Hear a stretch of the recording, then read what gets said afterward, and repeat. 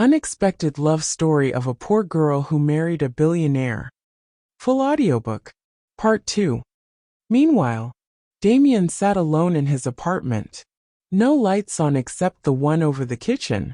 His phone sat on the counter untouched. In front of him a folder.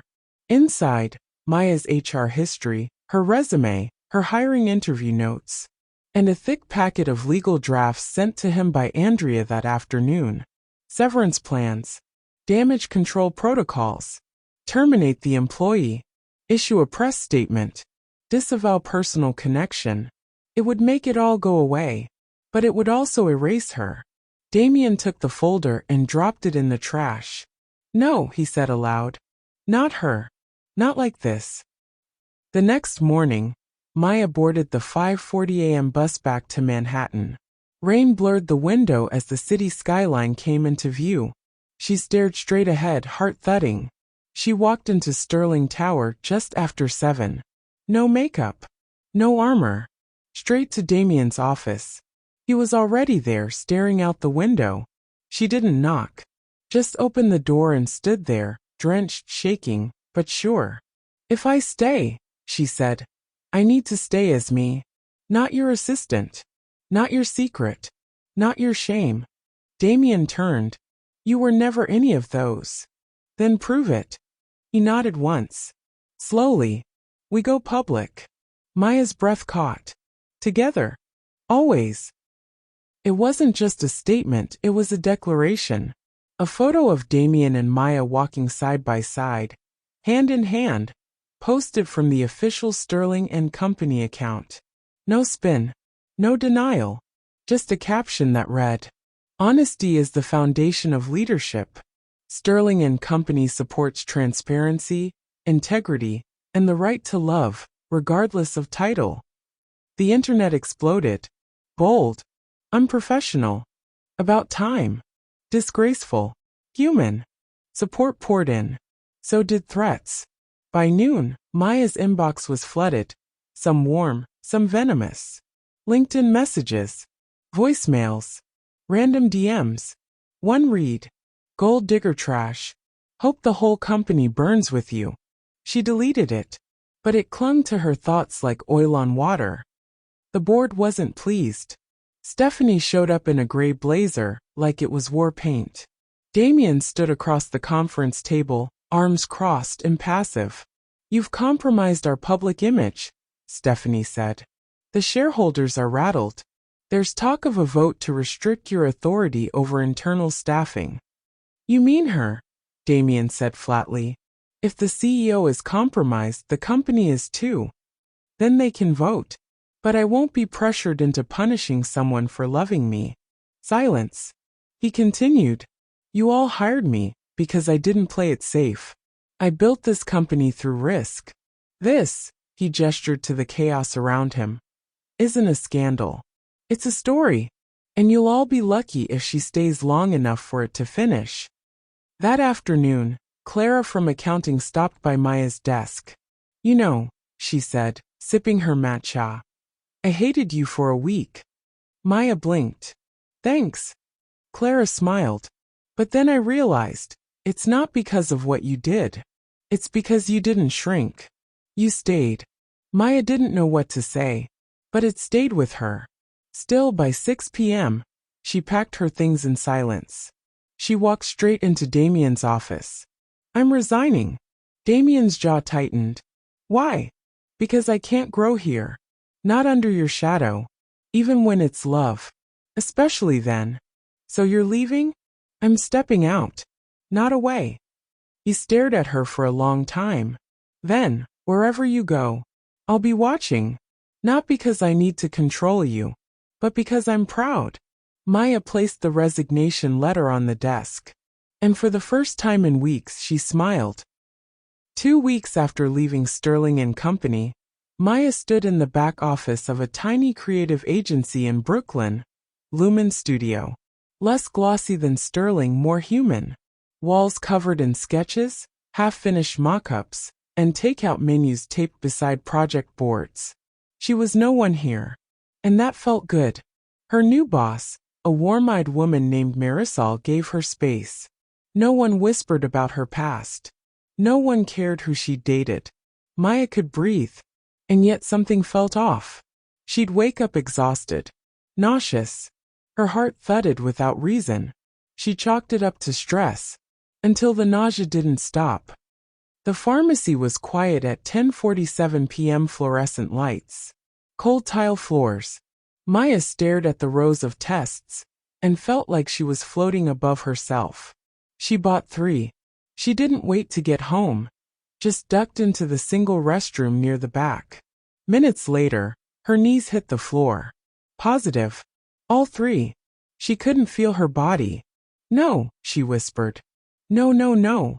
Her fingers shook as she clutched the sink. She had no plan. No savings. No one waiting for her in bed. No room for a crib.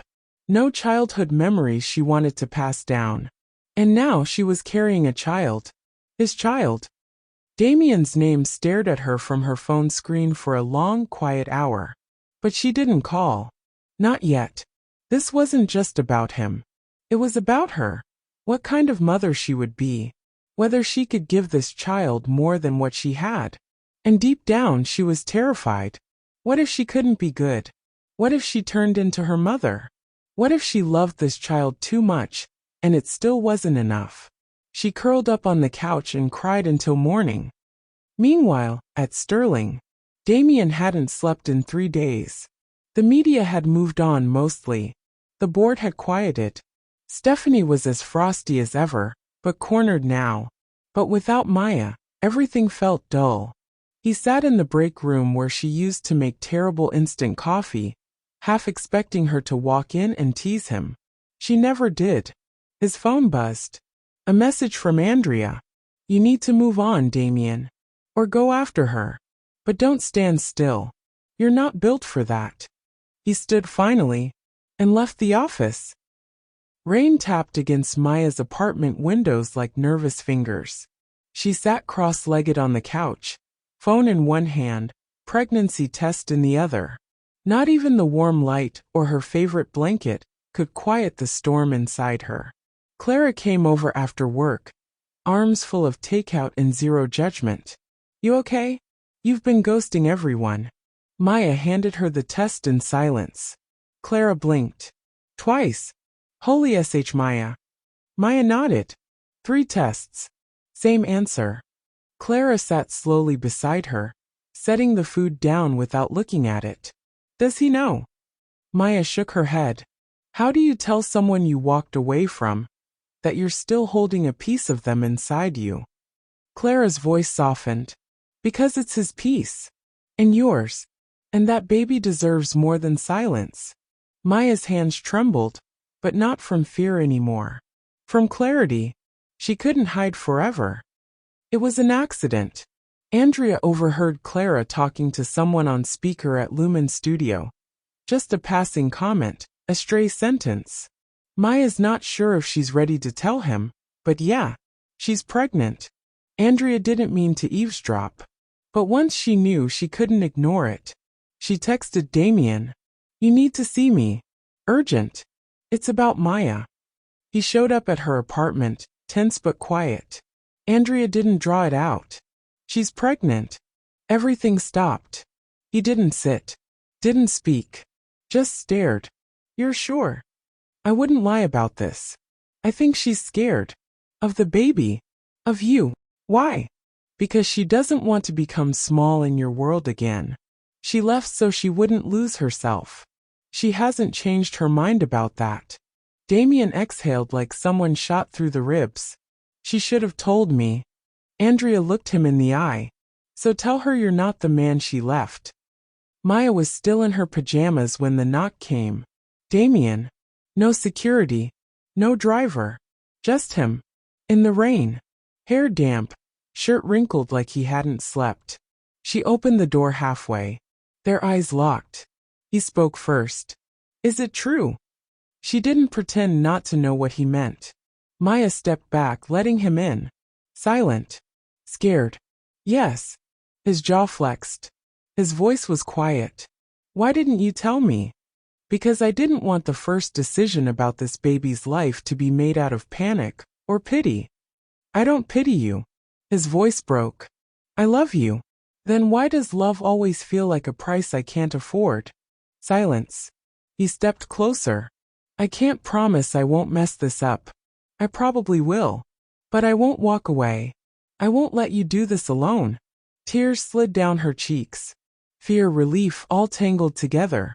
I don't know how to be a mother, she whispered. He took her face gently in his hands. We'll learn. Together. For the first time in weeks, she didn't feel alone.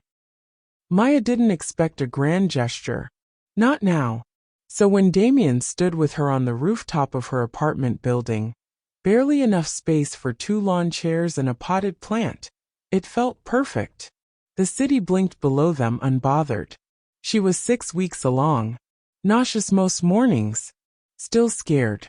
He handed her a small box. Don't freak out, he said. There's no photographer in the bushes. No kneeling. No diamond the size of a planet. Maya opened it. A simple gold band. Inside, let's grow. This isn't a proposal, Damien said. Not the kind you deserve. I'm not asking you to marry me right now. I'm asking you to choose me again. Tomorrow. And the next day. And when our baby wakes us up at 3 a.m., and everything feels like hell. Maya stared at the ring. You sure you want messy mornings and stretch marks, and me yelling about ice cream flavors at 2 a.m.? He smiled. I want all of it. With you. She didn't cry. Not this time. She laughed. Okay. She took the ring and slipped it on herself. Not a wedding. Not yet. But a choice. A real one. They moved in together. It wasn't into one of Damien's sleek penthouses. It was a brownstone he kept quiet about, old, drafty, full of character and potential. A place they could make a home, not just live in one. Maya painted the kitchen herself badly. Damien learned to cook scrambled eggs without Googling it. They argued about curtains. They made up over laundry. Love, it turned out, wasn't always a firework. Sometimes it was 2 people brushing their teeth in the same sink, learning each other's silences. Not everyone was thrilled. Stephanie called it reckless. You think you're building a life, but all you're doing is handing over the company to sentiment. He didn't flinch. Maybe I don't want to die married to a spreadsheet. The tabloids resurfaced. Photos. Speculation. Cruel headlines. From coffee runner to corporate queen. Who is Maya Elon? Sterling's soft spot? Billionaire CEO's love baby scandal. It stung. Maya deleted her social media.